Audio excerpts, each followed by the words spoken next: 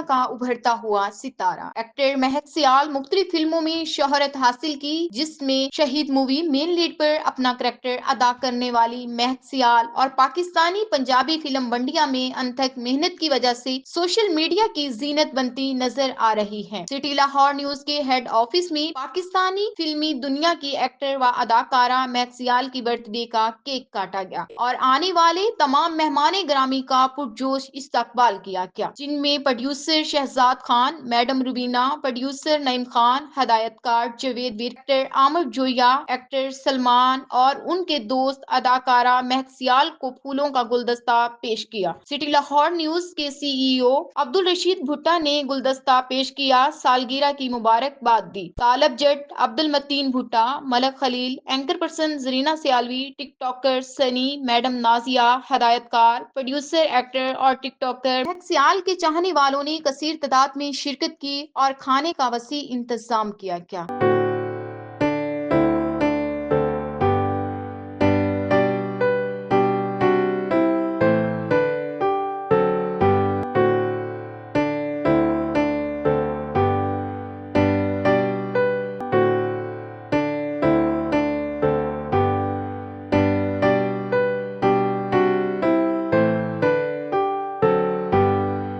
आज सब हमारी जो टीम है इकट्ठी है और सबसे बड़ी बात तो ये है कि जो महक सियाल हैं और बहुत बड़ी एक्टर और फिल्मों में भी बहुत ज्यादा एक्टिंग कर चुकी हैं, इनकी आज बर्थडे थी। इनसे बात करते हैं कि आज जो इतना बड़ा इंतजाम किया गया है इनको कैसा लगा।